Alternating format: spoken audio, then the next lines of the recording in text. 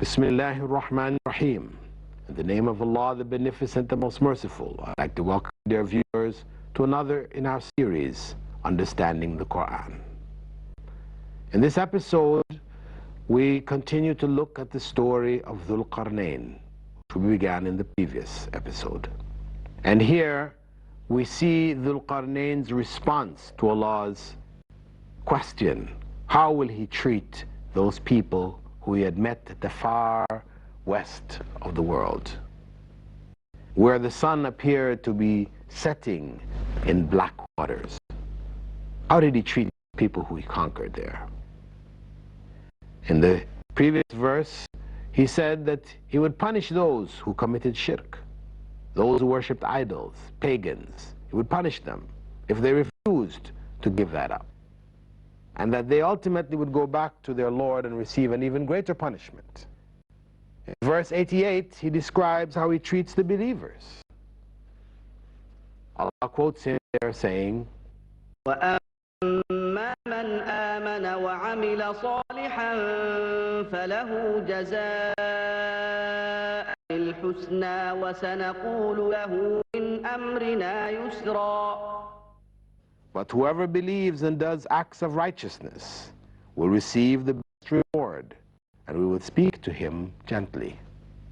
Here Dhul Qarnayn identifies the other group, those who believe, those who have accepted the message, and not only believe, but they do righteousness, because just claiming to accept the message is not really the ultimate faith. Faith from the divine perspective is not merely a declaration, but a thought combined with actions. Faith is an inner conviction which is manifest in outward actions. So whoever believes and does acts of righteousness, that belief, if it is real, will create in that individual some acts of righteousness. Such people, Dhul Qarnayn said, he would give them the best reward. He would reward them generously, support them, help them, and we will treat them in our conversation with them gently. You know, as Allah elsewhere describes the believers being ashidda al-kuffar, they are harsh with the disbelievers in this sense of stopping their acts of disbelief, removing their centers of paganism, destroying their idols. But at the same time, they are ruhama bainahum. They are gentle, kind, merciful to the believers.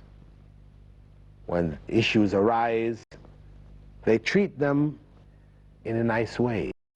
They seek to be pleasant, part of their faith. Prophet Muhammad ﷺ had said that smiling at your brother or your sister is a form of charity. So they're charitable in the sense. They greet.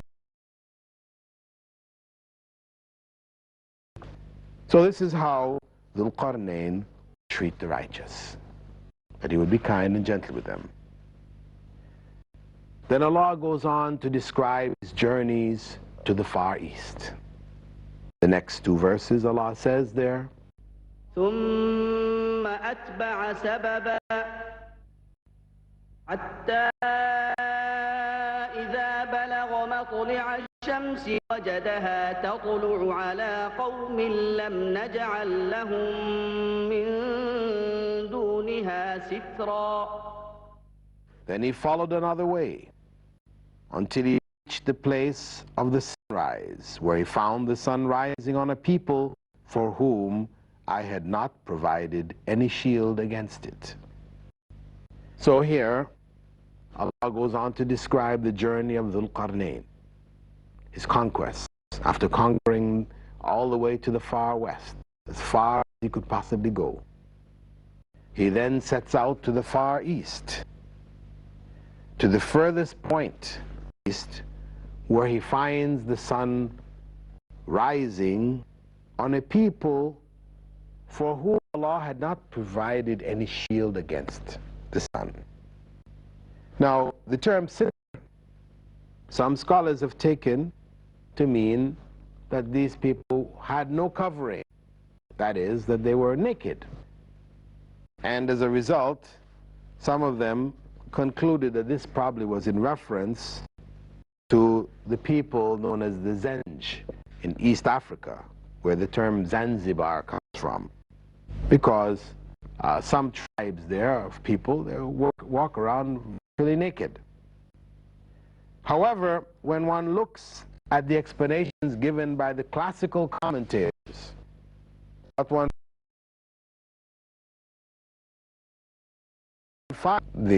understand this verse in this way, mostly they say it refers to the fact that there were no trees, very few trees, which would provide shield or shade for the people. You know, nor did they were they able to build homes, etc., because materials weren't available for them to build homes to protect them from the sun. You know, instead they lived in caves, either dug into the ground or into sides of mountains or whatever.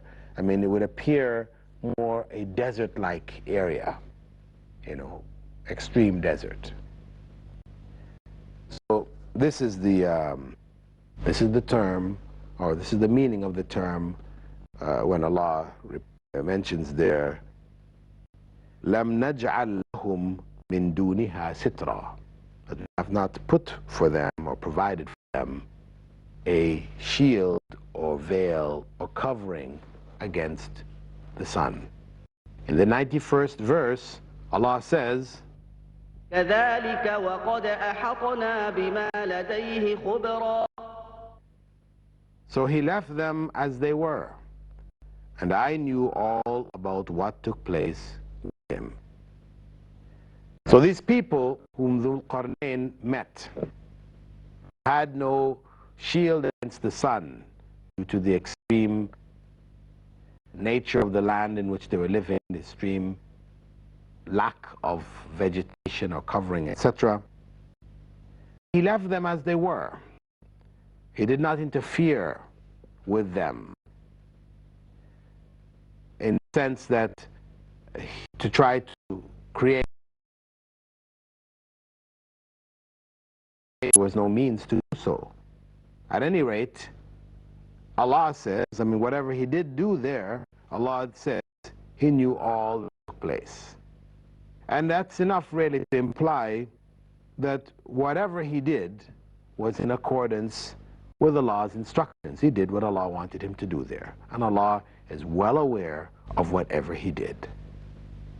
Then Allah goes on in verses 92 and 93 to describe another journey where he's following the knowledge which Allah has given him. Allah says there, ثم أتبع سببا حتى إذا بلغ بين السدين وجد من دونهما قوما لا يكادون يفقهون قولا. Then he followed it another way until he reached a tract between two mountains, where he found near them a people whose words could scarcely be understood. Ibn Kathir, one of the classical commentators of the Qur'an, explained that these people whom Dhul Qarnayn had now come to were people who spoke a strange foreign language, perhaps due to their isolation. They were so isolated from other people that very few people knew the meanings of what they were saying. Because of course,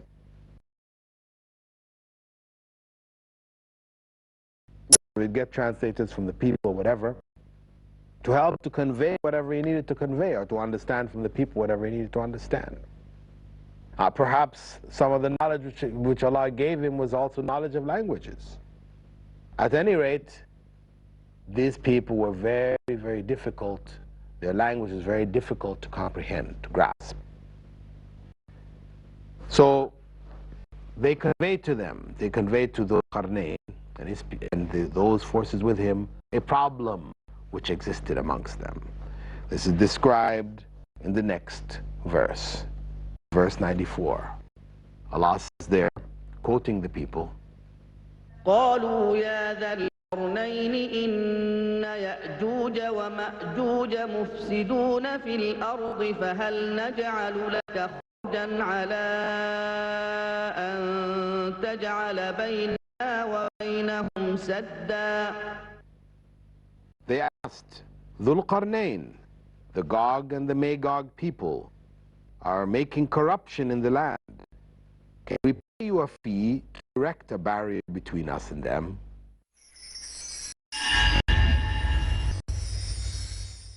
In the 91st verse, Allah says, كذلك وقد أحطنا بما لديه خبرا.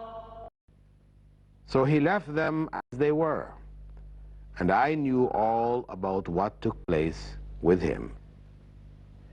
So these people whom Dhul Qarnayn met, who had no shield against the sun due to the extreme nature of the land in which they were living, the extreme lack of vegetation or covering, etc., he left them as they were. He did not interfere with them in the sense that to try to create or change the circumstances in which they were living, because perhaps there was no means to do so. At any rate, Allah says, I mean, whatever he did do there, Allah says he knew all that took place. And that's enough really to imply that whatever he did, wanted him to do there. And Allah is well aware of whatever he did. Then Allah goes on in verses 92 and 93 to describe another journey where he's following the knowledge which Allah has given him. Allah says there, ثم أتبع سببا حتى إذا بلغ بين السدين وجد من دونهما قوما لا يكادون يفقهون قولا. Then he followed yet another way until he reached a tract between two mountains, where he found near them a people whose words could scarcely be understood. Ibn Kathir, one of the classical commentators of the Qur'an, explained that these people whom Dhul Qarnayn had now come to were people who spoke a strange foreign language, perhaps due to their isolation. They were so isolated from other peoples that very few people knew the meanings of what they were saying. Because of course, wherever Dhul Qarnayn went, he would take with him translators, or he'd get translators from the people or whatever, to help to convey whatever he needed to convey, or to understand from the people whatever he needed to understand. Perhaps some of the knowledge which Allah gave him was also knowledge of languages. At any rate, these people were very, very difficult. Their language was very difficult to comprehend, to grasp. So they conveyed to them, they conveyed to Dhul Qarnayn and those forces with him a problem which existed amongst them. This is described in the next verse, in verse 94. قالوا يا ذا القرنين إن يأجوج ومأجوج مفسدون في الأرض فهل نجعل لك خرجا على أن تجعل بيننا وبينهم سدا. They asked, Dhul Qarnayn, the Gog and the Magog people are making corruption in the land. Can we pay you a fee to erect a barrier between us and them? With great difficulty, the people conveyed to Dhul Qarnayn about the Gog and the Magog people, who were creating havoc in their land. They were devastating creating corruption and destruction in the lands that were near to them. So they asked Dhul Qarnayn if he would build a barrier between two mountain passes to block them off so that they couldn't go through and continue to corrupt, create corruption and destruction in the area of land beyond their area. And they offered to pay Dhul Qarnayn a fee. Now, with regards to the Gog and the Magog people, they are mentioned in the Bible, sometimes associated with satanic forces, but very little information is there about them. We find, however, in the Quranic commentaries and in the statements in the Qur'an, further, perhaps much more clarification about these people. Prophet Muhammad, may God's peace and blessing be upon him, had described them in terms for Muslims to know when they would be amongst them. He described these people, the Gog and the Magog, as being short in stature and having flat faces resembling shields. Now, due to this description, some of the early commentators felt because Mongolian people are short in stature and their faces are somewhat flat. You know, some parts of China, the people's faces are somewhat flat as opposed to rounded kind of faces.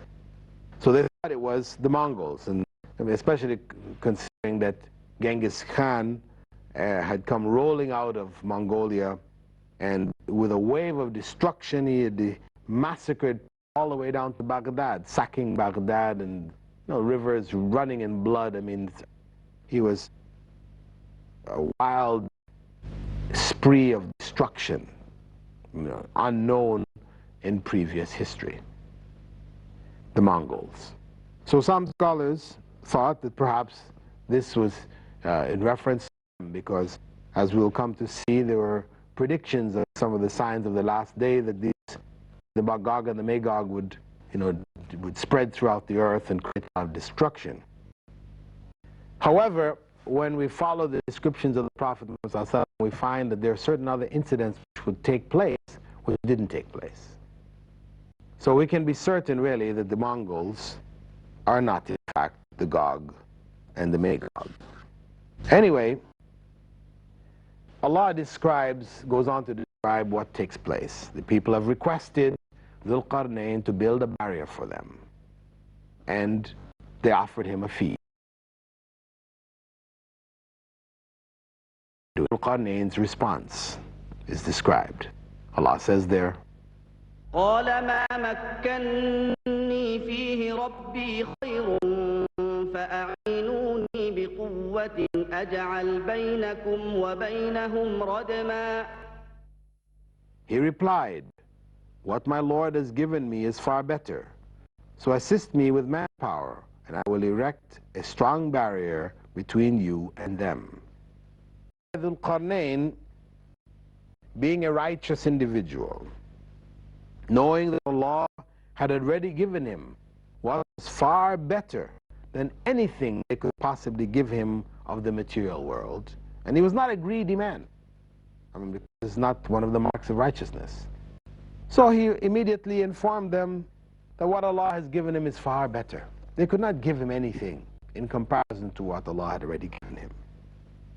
So he asked them to just give him some help with some of their people, and he would build a barrier for them. In verse 96, the description of the building takes place. Allah says there, quoting Dhul Qarnayn,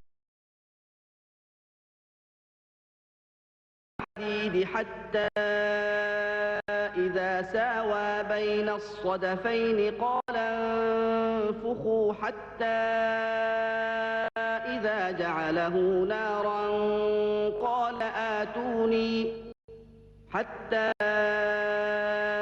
إذا جعله نارا قال آتوني أفرغ عليه قطرا. Bring me blocks of iron. When he had leveled off the gap between the two cliffs, he instructed, blow on it until he made it fire red. Then he said, bring me molten copper, pour over it. This verse describes some of the materials, copper and iron, which was used in building the barrier. Exactly how this mixture took place and the detail of it, the actual size of the barrier and all this, we don't have this information. But we do know it was a barrier which was sufficient to do what was requested of Dhul-Qarnayn. In the following verse, in verse 97, is described the state, how strong was that barrier, how it fulfilled that purpose. Allah says there, فما استطاعوا أن يظهروه وما استطاعوا له نقبا.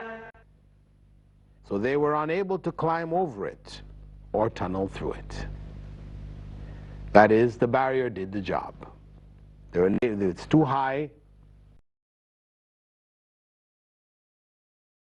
couldn't climb over it, too slippery or whatever. Nor were they able to bore a hole through it and come out. This was what was requested of Dhul-Qarnayn, a barrier which would hold these people back, the Gog and the Magog, or in Arabic, Ya'juj and Ma'juj. In the coming episode or segment or program, we'll be looking some more into the issue of the Gog and the Magog and how that barrier will eventually come down. With that, I'd like to thank you, dear viewers, for being with us in this segment of our program, Understanding the Qur'an. And we hope that you'll continue to follow the program as this chapter unfolds itself, to understand better the messages that Allah has conveyed to us through the stories, through the information, through the guidance which is there in the final book of Revelation, the Qur'an. Assalamu alaikum wa rahmatullahi wa barakatuh.